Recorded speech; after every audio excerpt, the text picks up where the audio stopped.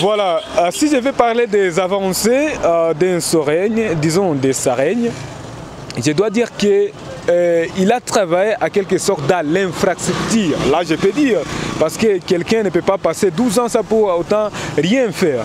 Mais quand même, il a signé certains partenariats avec certains opérateurs pour nous faire des infrastructures. À Beni, disons à Boutembo, il a fait quelques kilomètres de route. Également à Goma, il a fait quelques kilomètres de route. Je m'emprête de ces mots. Il a dit que personne n'a choisi de naître dans sa communauté. Vous êtes Hutu, soyez fiers. Vous êtes Nande, soyez fiers. Et il n'y a pas une communauté qui chassera une autre. Nous sommes tous Congolais. Oui, je salis cette parole qu'il a dit lui-même. C'est bien lui qui l'a dit cette parole. C'était pour la province? Oui, c'est le gouverneur de la province qui a dit ça. Et alors, je dois signifier que c'était juste une façon de se laver. Une façon de se laver parce que dans Sareigne, je signale bien que dans Sareigne, les communautés s'entretuaient dans la province du Nord Kivu. Mais il a pu réunir toutes ces communautés. Et oui, il a fait quelque chose, mais pas totalement. Parce que, vous voyez, son problème est qu'il commençait une démarche, mais il n'arrivait pas au bout. Son Excellence, M. Julien Paluku vient de passer 12 ans à la tête de la province. Premièrement, moi je vais commencer au niveau des infrastructures. Et là, je prends le cas des infrastructures routières dans la ville de Goma, où il a pu redorer l'image, la belle robe de la ville, parce que Goma, c'est une ville touristique, mais avec déjà les quelques routes qui ont été construites à la dernière minute, vraiment ça permet à ce qu'on puisse dire que son bilan dans la ville de Goma, il est impeccable, il est positif. Et c'est là, grâce aux efforts des pétroliers, parce qu'il avait mis en place une approche dans le cadre de partenariats publics et privés, où les pétroliers contribuent à chaque litre de carburant une somme d'argent qui a permis à ce que les routes soient réhabilitées dans la ville de Goma. Parce que si vous arrivez par exemple dans d'autres villes dont notre province sert de Bukavu, du Sud Kivu, en tout cas c'est chaotique, même en pleine ville, il y a des nids d'oiseaux partout. Premièrement, d'abord, je dois présenter mes sincères félicitations au gouverneur de la province du Nord Kivu, les gouverneurs sortants, l'honorable Julien Paluku Kaongia. C'est un homme vraiment à féliciter. Il a su quand même faire beaucoup d'années en train de diriger cette province par rapport à d'autres gouverneurs dont ils sont venus ensemble et dont d'autres sont partis. Mais lui quand même, il a essayé de maîtriser malgré plusieurs enjeux qu'il a beaucoup fait face dans cette province. Oui, ça dit quelque chose parce que Julien Paluku Kaongia n'était pas vraiment un gouverneur d'une communauté, mais ça prouve à suffisance que Julien Paluku a été vraiment gouverneur de tous les Nord Kivusiens. C'est pourquoi vraiment on peut aujourd'hui dire qu'il a réussi à réunir toutes les communautés qui rassemblent la province du Nord Kivu. S'il le voulait, il devrait être candidat à sa propre section, mais il a jugé mieux d'aller représenter le peuple qu'il a élu au niveau de la législature nationale. À quelle cotation pouvez-vous donner ces 12 ans passés? Personnellement, c'est 12 ans passés. Si c'était vraiment sur 10, je peux lui donner 7 parce que vraiment, il les mérite bien. Si, il peut y avoir certains qui vont le côté médiocre, en tout cas, je les qualifierais d'un grand parce que le gouverneur Julien Paluku Kaongia, durant ces 12 ans qu'il vient de faire à la tête de cette province, il a fait vraiment ce qu'il devrait faire.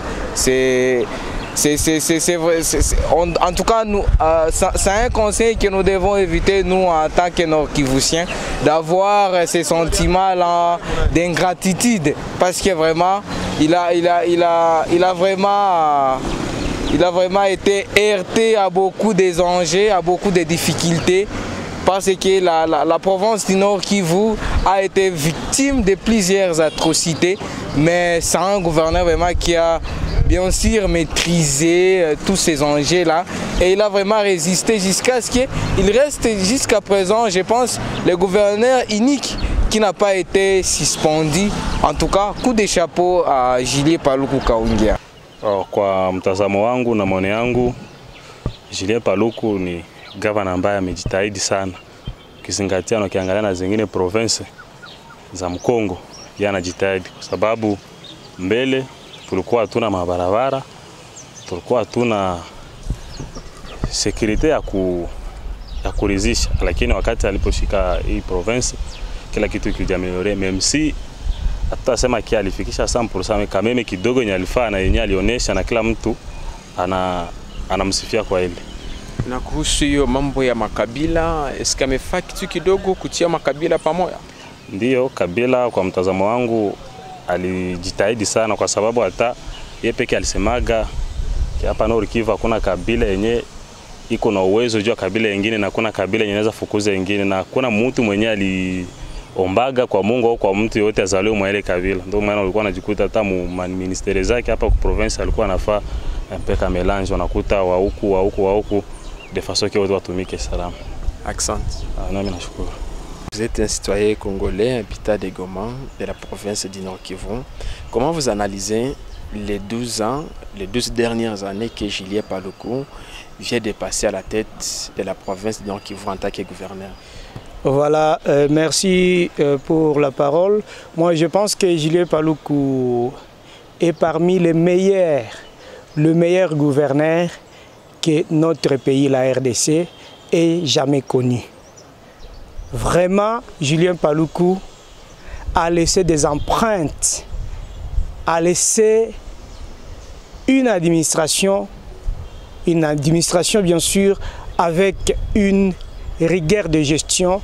Notamment, nous pouvons aujourd'hui donner des exemples de la DGRNK.